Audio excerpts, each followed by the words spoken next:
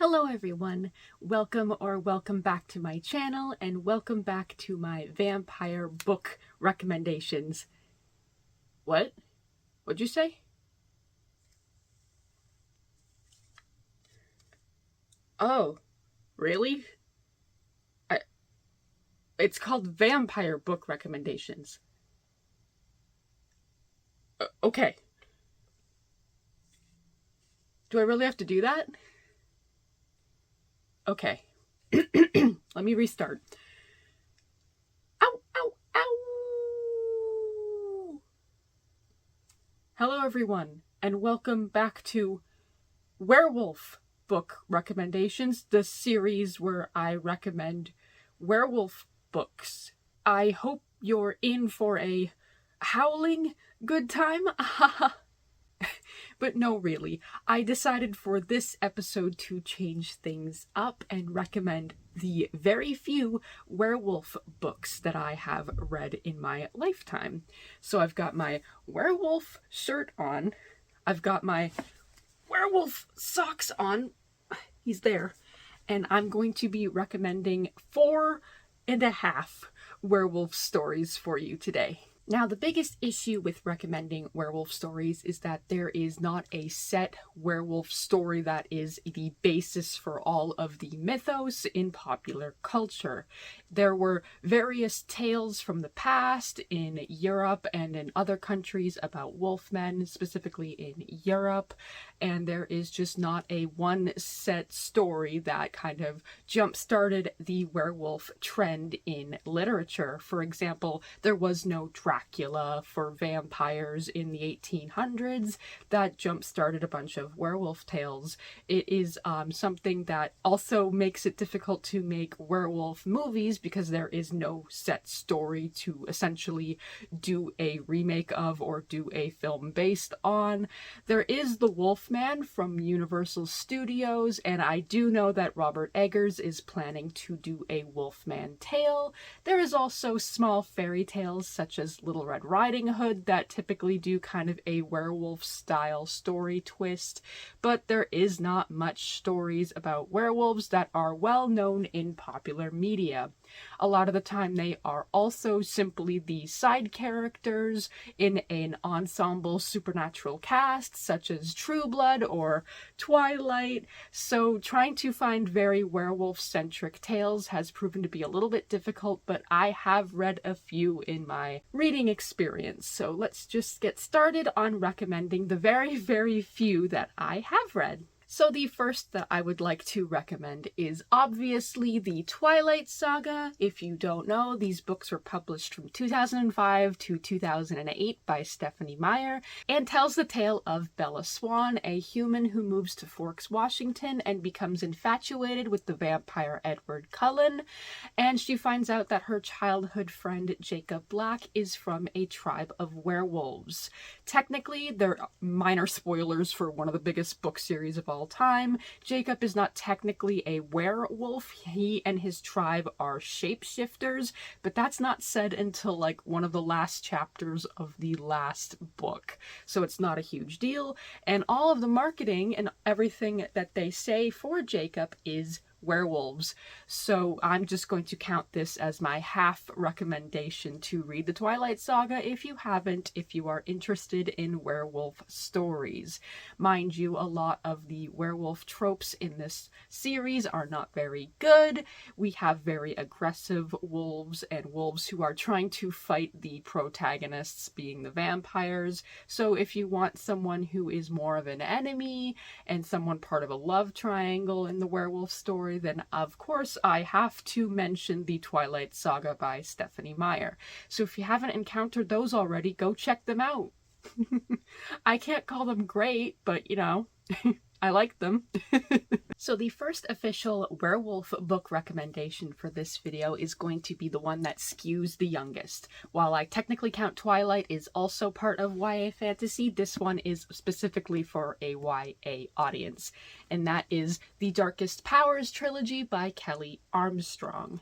Now, this book series is the YA version of her adult fantasy series, which I will be talking about next, mind you, but this one skews for a younger audience and is is technically part of the same universe. So the premise for this trilogy is that there are a bunch of teenagers living in this sort of rehabilitation house for a bunch of mental problems that they have, but it turns out they are all trying to study their supernatural abilities without them knowing.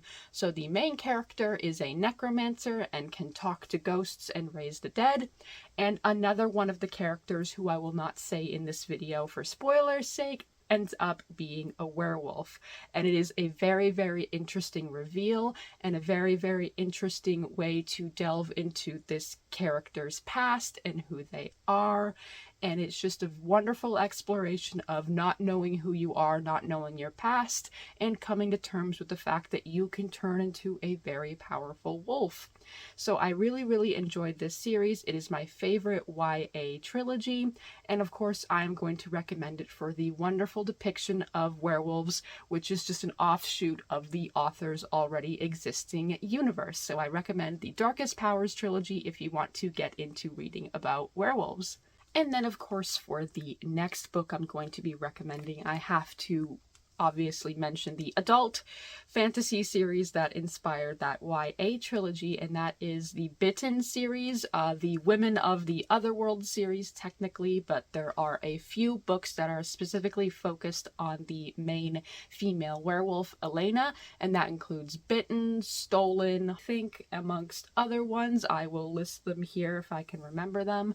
I have read most of this series, but then of course a lot of the series follows different people. It follows a demon and it follows a witch. So there are a few books that follow the main female werewolf, Elena, and the premise for this story is that she is the only female werewolf in the world. For some reason, she is the only one that survived being bitten by her then boyfriend, who was a werewolf, and she ends up joining their pack, and they end up solving a few murder mysteries and encountering a lot of other supernatural characters, getting kidnapped, just a bunch of stories in this urban fantasy, and I really, really enjoy it. I love the depiction of a female werewolf and her dealing with the fact that she's the only one and having to deal with all of these men and boys in her pack and just dealing with the supernatural world at large, becoming friends with other supernatural creatures, etc. This is my favorite urban fantasy series and I enjoyed it a lot. I have recommended Kelley Armstrong books in the past. I have to represent my Canadian favorite author, so once again I would recommend this series for excellent werewolf stories. I also know there was a series, a television series based on these books, but I have not watched it yet, so I can't recommend the series, but if you don't feel like reading the books, you could check out the series. I believe it had 2 seasons, and I believe it was a Canadian-produced show, obviously, but yeah, there is also Bitten, the TV series. The next book that I wanted to recommend for any werewolf books that you may be curious about checking out is The Wolf Gift by Anne Rice.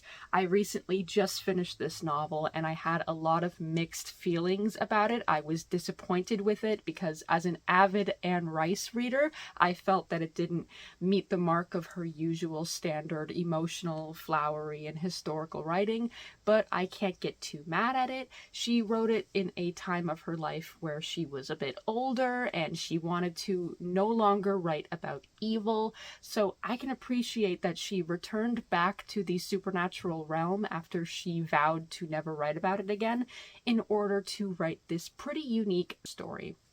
So The Wolf Gift is about a main character named Reuben who ends up getting attacked in a house that he is viewing and gets turned into a werewolf while the other people in that house get murdered during the attack. So he ends up purchasing the house, which has a lot of deep, dark secrets, into this family that's a little bit odd, and he finds out that the family is descended from werewolves, that it's a werewolf group who have kept the house, who have kept werewolf archives and histories and their own lives a secret. And it's essentially Reuben, who is a journalist struggling to figure out what he is, ending up in a romance as a result, and trying to deal with the nature of good and evil, his family, as well as his innate desire to kill those who are evil in his community. When he becomes a werewolf, he has an instinct to kill those who are evil, and so he has to deal with that as well. While I was a little bit disappointed in the book and I didn't find it to be my favorite book of all time, I can still deeply appreciate the werewolf mythos that Anne Rice has created, as well as the fact that this is the first werewolf depiction that I have ever read where the person turning into a werewolf, the entire process of the transformation, is a pleasurable one. It is normally associated with pain, with the body changing, with sickness, with just torturous agony, but for him, he really enjoys it and finds physical pleasure in doing it. He loves being the man-wolf that he has dubbed himself, and he loves being the creature and going out and just being an animal and killing evildoers. So I find that to be a very interesting addition to werewolf mythos, and I just found that to be a very interesting lore. I think she is very creative in creating supernatural lore, and while it didn't delve deep enough like I wanted it to, I thought that the story in itself was pretty standard and enjoyable if you are looking for a different and unique werewolf story that you may not have encountered before, because this werewolf story was not as popular as her Vampire Chronicles, of course. So the third book that I have to recommend for you is The Wolf Gift by Anne Rice.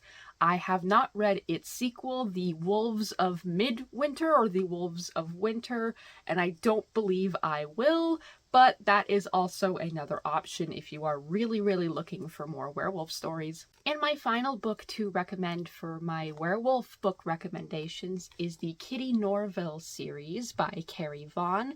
This is the first novel, Kitty in the Midnight Hour.